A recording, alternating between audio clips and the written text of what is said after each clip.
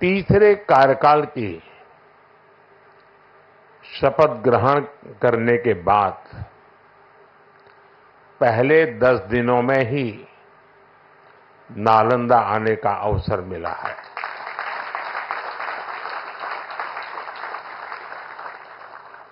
ये मेरा सौभाग्य तो है ही। मैं इसे भारत की विकास यात्रा के एक शुभ संकेत के रूप में देखता हूं। नालंदा ये केवल नाम नहीं है। नालंदा एक पहचान है, एक सम्मान है। नालंदा एक मूल्य है, नालंदा एक मंत्र है, गौरव है, गाथा है। नालंदा है उद्घोष इस सत्य का कि आग की लपटों में पुस्तकें भले जल जाएं, लेकिन आग की लपटें ज्ञान को नहीं मिटा सकती।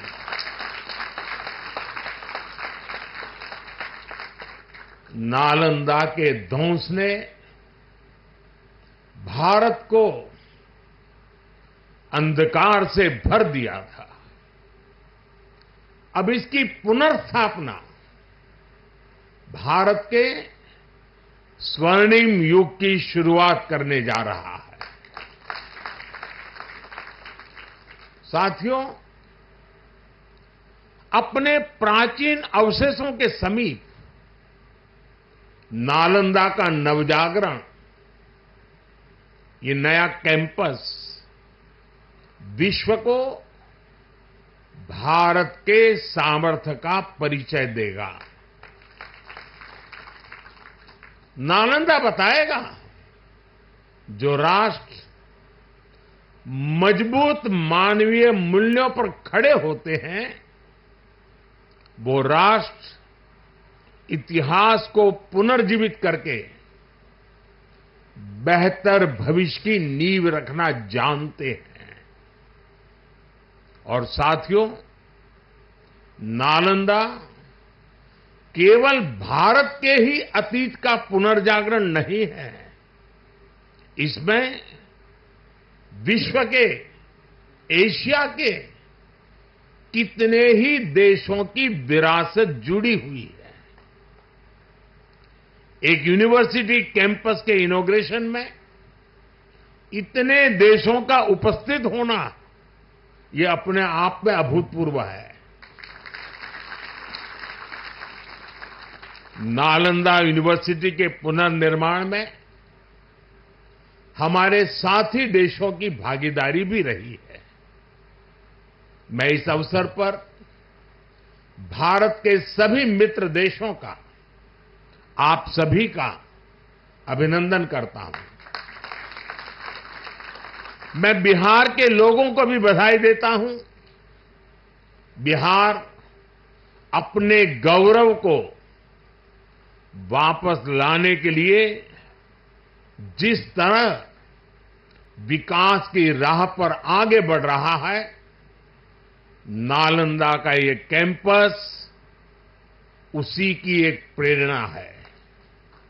साथियों, हम सभी जानते हैं कि नालंदा कभी भारत की परंपरा और पहचान का जीवंत केंद्र हुआ करता था। नालंदा का अर्थ है न अलम ददाति इति नालंदा, अर्थात जहां शिक्षा का, ज्ञान के दान का अविरल प्रवाह हो। शिक्षा को लेकर, एजुकेशन को लेकर यही भारत की सोच रही है। शिक्षा सीमाओं से परे है, नफा नुकसान के नजरिए से भी परे है। शिक्षा ही हमें गढ़ती है, विचार देती है और उसे आकार देती है। प्राचीन नालंदा में बच्चों का एडमिशन उनकी पहचान, उनकी नेशनलिटी को देखकर नहीं होता था। हर देश, हर वर्ग के युवा यहां आते थे। नालंदा विश्वविद्यालय के इस नए कैंपस में हमें उसी प्राचीन व्यवस्था को फिर से आधुनिक रूप में मजबूती देनी है। और मुझे ये देखकर खुशी है कि दुनिया के कई देशों से यहां स्टूडेंट्स आने लगे हैं। यहां नालंदा में 20 से ज्यादा देशों के स्टूडेंट्स पढ़ाई कर रहे हैं। ये वसुधैव कुटुंबकम की भावना का कितना सुंदर प्रतीक है। साथियों, मुझे विश्वास है आने वाले समय में नालंदा यूनिवर्सिटी फिर एक बार हमारे कल्चरल एक्सचेंज का प्रमुख सेंटर बनेगी। यहां भारत और साउथ ईस्ट एशियन देशों के आर्ट वर्क के डॉक्यूमेंटेशन का काफी काम हो रहा है। यहां कॉमन आर्काइवल रिसोर्सेज सेंटर की स्थापना भी की गई है। Nalanda university ASEAN India university network बनाने की दिशा में भी काम कर रही है। इतने कम समय में ही कई लीडिंग ग्लोबल इंस्टीट्यूशंस यहां एक साथ आए हैं। एक ऐसे समय में जब 21वीं सदी को एशिया की सदी कहा जा रहा है, हमारे ये साझा प्रयास हमारी साझी प्रगति को नई ऊर्जा देंगे। साथियों, भारत में शिक्षा मानवता के लिए हमारे योगदान का एक माध्यम मानी जाती है। हम सीखते हैं ताकि अपने ज्ञान से मानवता का भला कर सके। आप देखिए, अभी 2 दिन ही के बाद ही 21 जून को इंटरनेशनल योगा डे है। आज भारत में योग की सैकड़ों विधाएं मौजूद है। हमारे ऋषियों ने कितना गहन शोध इसके लिए किया होगा, लेकिन किसी ने योग पर एकाधिकार नहीं बनाया। आज पूरा विश्व योग को अपना रहा है। योग दिवस एक वैश्विक उत्सव बन गया है। हमने अपने आयुर्वेद को भी पूरे विश्व के साथ साझा किया है। आज आयुर्वेद को स्वस्थ जीवन के एक स्रोत के रूप में देखा जा रहा है। सस्टेनेबल लाइफस्टाइल और सस्टेनेबल डेवलपमेंट का एक और उदाहरण हमारे सामने है। भारत ने सदियों तक सस्टेनेबिलिटी को एक मॉडल के रूप में जीकर दिखाया है। हम प्रगति और पर्यावरण को एक साथ लेकर चले हैं। अपने उन्हीं अनुभवों के आधार पर भारत ने विश्व को मिशन लाइफ जैसा मानवीय विजन दिया है। आज इंटरनेशनल सोलर अलायंस जैसे मंच सुरक्षित भविष्य की उम्मीद बन रहे हैं। नालंदा यूनिवर्सिटी का ये कैंपस भी इसी भावना को आगे बढ़ाता है।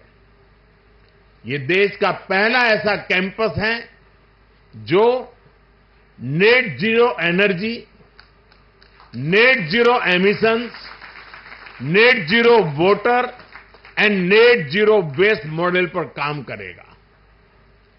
अप्प दीपो भव के मंत्र पर चलते हुए कैंपस पूरी मानवता को नया रास्ता दिखाएगा। साथियों, जब शिक्षा का विकास होता है तो अर्थव्यवस्था और संस्कृति की जड़ें भी मजबूत होती है। हम डेवलप कंट्रीज को देखें तो ये पाएंगे वो इकोनॉमिक और कल्चरल लीडर तब बने जब वो एजुकेशनल लीडर्स हुए। आज दुनिया भर के स्टूडेंट्स और ब्राइट माइंड्स उन देशों में जाकर वहां पढ़ना चाहते हैं। कभी ऐसी स्थिति हमारे यहां नालंदा और विक्रमशिला जैसे स्थानों में हुआ करती थी। इसलिए ये केवल संयोग नहीं है कि जब भारत शिक्षा में आगे था तब उसका आर्थिक सामर्थ्य भी नई ऊंचाई पर था। ये किसी भी राष्ट्र के विकास के लिए एक बेसिक रोड मैप है। इसलिए 2047 तक विकसित होने के लक्ष्य पर काम कर रहा भारत इसके लिए अपने एजुकेशन सेक्टर को उसका कायाकल्प कर रहा है। मेरा मिशन है कि भारत दुनिया के लिए शिक्षा और ज्ञान का केंद्र बने। मेरा मिशन है भारत की पहचान फिर से दुनिया के सबसे प्रोमिनेंट नॉलेज सेंटर के रूप में उभरे। और इसके लिए भारत आज बहुत कम उम्र से ही अपने स्टूडेंट्स को इनोवेशन की स्पिरिट से जोड़ रहा है। आज एक तरफ 1 करोड़ से ज्यादा बच्चों को अटल टिंकरिंग लैब में लेटेस्ट टेक्नोलॉजी के एक्सपोजर का लाभ मिल रहा है। वहीं दूसरी ओर चंद्रयान और गगनयान जैसे मिशन स्टूडेंट्स में साइंस के प्रति रुचि बढ़ा रहे हैं। इनोवेशन को बढ़ावा देने के लिए भारत ने 1 दशक पहले स्टार्टअप इंडिया मिशन की शुरुआत की थी। तब देश में कुछ 100 ही स्टार्टअप थे, लेकिन आज भारत में 1,30,000 से ज्यादा स्टार्टअप है। पहले की तुलना में आज भारत से रिकॉर्ड पेटेंट फाइल हो रहे हैं, रिसर्च पेपर पब्लिश हो रहे हैं। हमारा जोर अपने यंग इनोवेटर्स को रिसर्च और इनोवेशन के लिए ज्यादा से ज्यादा मौके देने का है। इसके लिए सरकार ने 1 लाख करोड़ रुपए का रिसर्च फंड बनाने की घोषणा भी की है।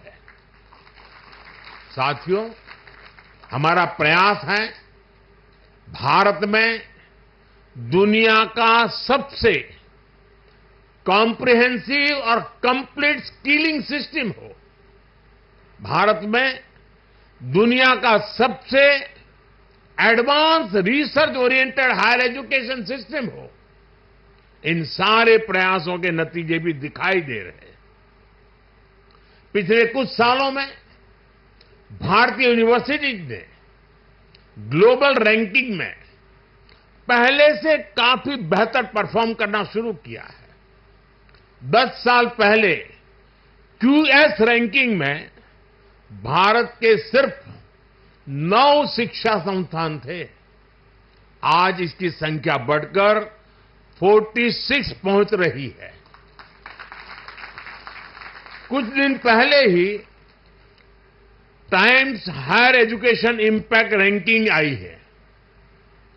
कुछ साल पहले तक इस रैंकिंग में भारत के सिर्फ 13 इंस्टीट्यूशंस थे, 13। अब इस ग्लोबल इंपैक्ट रैंकिंग में भारत के करीब 100 शिक्षा संस्थान शामिल हुए। पिछले 10 वर्षों में औसतन भारत में हर सप्ताह एक यूनिवर्सिटी बनी है। भारत में हर दिन एक नई आईटीआई की स्थापना हुई है। हर तीसरे दिन एक अटल टिंकरिंग लैब खोली गई है। भारत में हर दिन 2 नए कॉलेज बने हैं। आज देश में 23 आईआईटीज हैं। 10 साल पहले 13 आईआईएम्स थे, आज ये संख्या 21 है। 10 साल पहले की तुलना में आज करीब 3 गुना यानी कि 22 एम्स है। 10 साल में मेडिकल कॉलेजों की संख्या भी करीब करीब 2 गुनी हो गई है। आज भारत के एजुकेशन सेक्टर में बड़े रिफॉर्म्स हो रहे हैं। नेशनल एजुकेशन पॉलिसी ने भारत के युवाओं के सपनों को नया विस्तार दिया है। भारत की यूनिवर्सिटीज ने फॉरेन यूनिवर्सिटीज के साथ भी कोलैबोरेट करना शुरू कर दिया है। इसके अलावा डीकन और वुलुंगोंग जैसी इंटरनेशनल यूनिवर्सिटीज भी भारत में अपने कैंपस खोल रही है। इन सारे प्रयासों से भारतीय छात्रों को हायर एजुकेशन के लिए भारत में ही सर्वश्रेष्ठ शिक्षा संस्थान उपलब्ध हो रहे हैं। इससे हमारे मध्यम वर्ग की भी बचत भी हो रही है।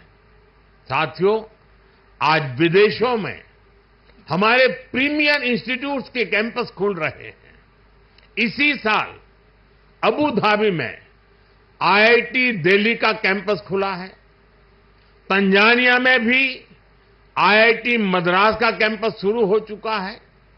और ग्लोबल होते भारतीय शिक्षा संस्थानों की तो ये शुरुआत है। अभी तो नालंदा यूनिवर्सिटी जैसे संस्थानों को भी दुनिया के कोने कोने में जाना है। साथियों, आज पूरी दुनिया की दृष्टि भारत पर है, भारत के युवाओं पर है। दुनिया बुद्ध के इस देश के साथ, मदर ऑफ डेमोक्रेसी के साथ कंधे से कंधा मिलाकर चलना चाहती है।